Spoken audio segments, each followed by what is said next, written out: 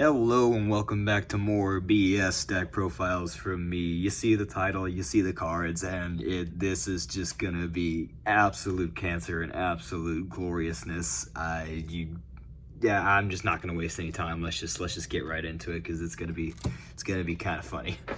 So of course, in a Slifer Numeron deck, you of course have to run 3 Slifer, because the problem with this is there's not really a way to search this. You kind of have to hard draw it, which is why you rely on the insane draw power that this deck can generate you. But that's also the giant weakness of this deck is you want to see Slifer, because Slifer is honestly, I'd give Slifer the status of best god card of this format, because it's just a really powerful floodgate. Pretty much every deck, especially some decks in the meta, like Tri-Brigade, have link monsters that have to be summoned in attack, and Slifer just says, oh, that's cute, and then just destroys them because they have to be summoned in attack, and then they get destroyed by his effect, essentially rendering your opponent unable to play the game. There's a lot of matchups where that doesn't work, and of course it's incredibly vulnerable. If you don't have Mound of the Bound Creator out, then it can be easily targeted and destroyed, but this deck is a gimmick anyway. So you gotta play 3 Slifer because you don't really have a way to search this. The ways that you can search this just aren't as consistent. They don't. It's just not as good as other options that are available to you. So 3 Slifer it is, and the rest is just the engine that helps supplement that.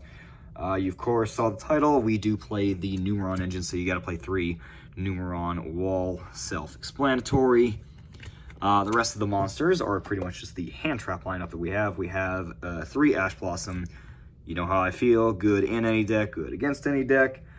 We do run 2 Bell because there's a lot of stuff this format that Bell hits, especially at my local. We have a lot of Tri-Brigade, we have some Drytron, and then we just have other matchups that Bell is just generically good against. I supplement that with 2 Meister as well. The same deal, a lot of graveyard decks. I do also play 3 Droll in the main deck just to help put the game into my favor. And then I round that out with 2 Phantasme, because having an extra body on board is just beneficial, as well as the ability to draw into more options and kind of do a mini mulligan of my hand if it ever gets clogged up.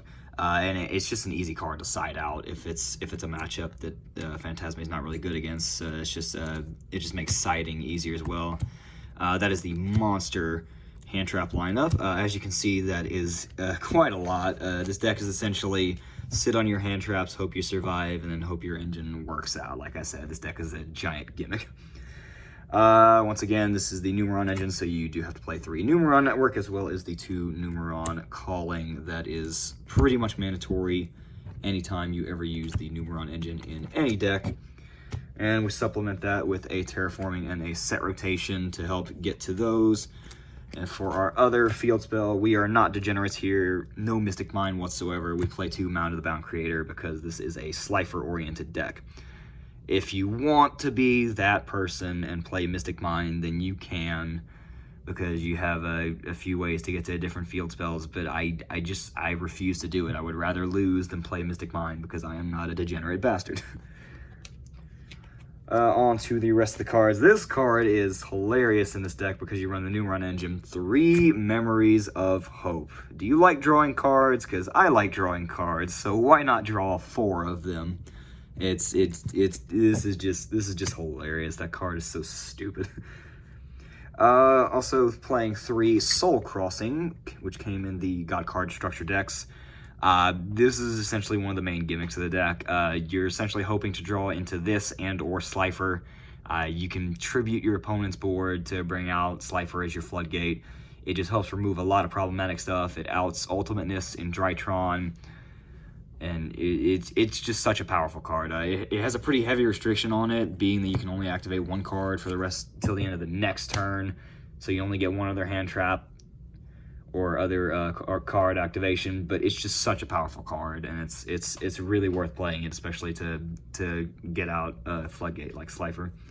And then the rest is just quality of life cards and the rest of the hand traps. We play 2 Desires, I'm not playing 3 because if you draw into another Desires, that sucks. You don't want to do that. And if you draw multiple, it's just dead in your hand. This is just to help supplement your advantage. The 1 Feather Duster in case any kind of back row shenanigans comes up, or if I have to out a Mystic Mine. 1 Called by the Grave to attempt to help stop hand traps, because this deck is pretty vulnerable to hand traps, but there's only so much you can do. And then the last is 3 in Perm, because we need hand traps to help us survive.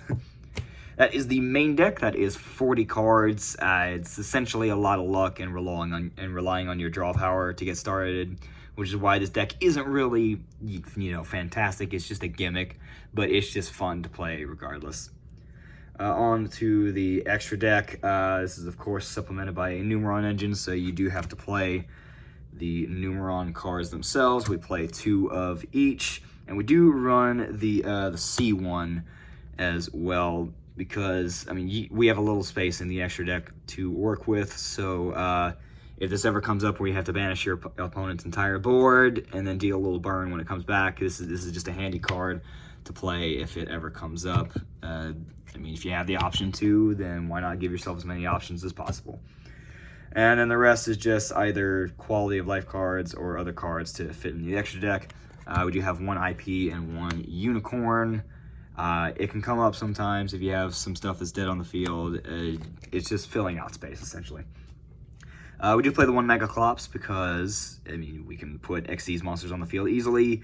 There are certain matchups that really struggle with this. We do have a Shadal player at my local, and they struggle to out this card with a lot of their options. Schism would be 1 out, but what Shadal player is playing an Earth Shadal fusion? It's just funny for matchups that struggle to out it. The 1 Access Code, in case it ever comes up, if you have another Link sitting on the field and you can normal summon something else, it's just to go into another big boss monster and potentially clear stuff out.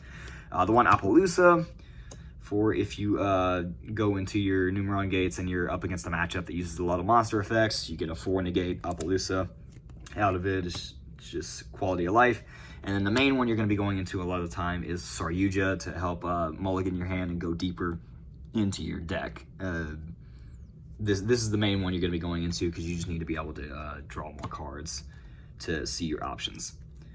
Then on to the side deck that I have chosen, attempting to keep in theme with the quote-unquote God card style of this deck. I do play 3 Sphere Mode and the 1 Winged Dragon of Ra in the side deck, just because it's absolutely hilarious.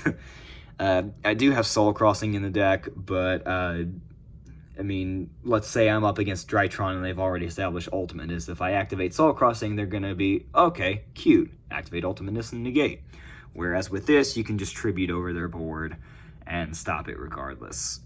And it's just funny. If I Sphere Mode somebody and then summon Ra on them, it's just too funny to not try. 2 Dark Ruler to help out with any going second matchups to establish boards that I would have trouble with, such as Drytron.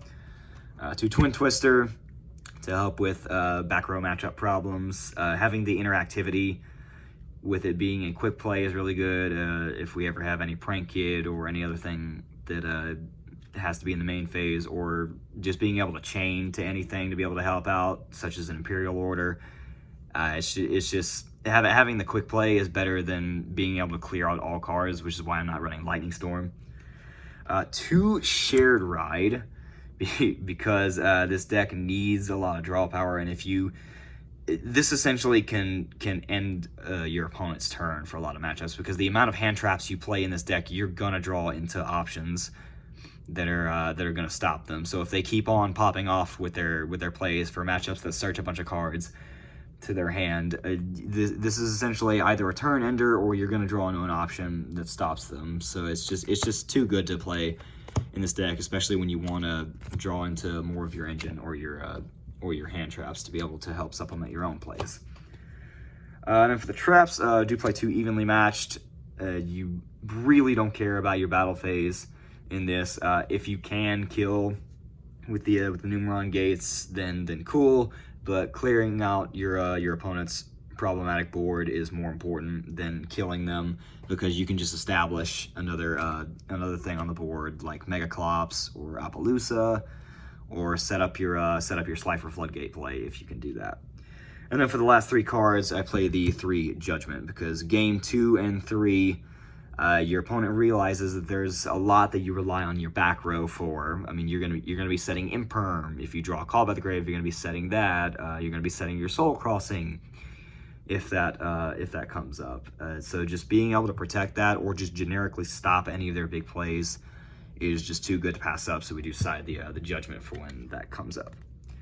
And that is about all we've got for this one. It's just one funny gimmick, essentially, is what this deck narrows down to. It's just going to be hilarious dropping this on people. I'll see how this goes. I'll see if I don't expect to get very far from this, but this is just something funny that I wanted to play. We'll see how that goes, and thanks for tuning in, and have a good rest of the day.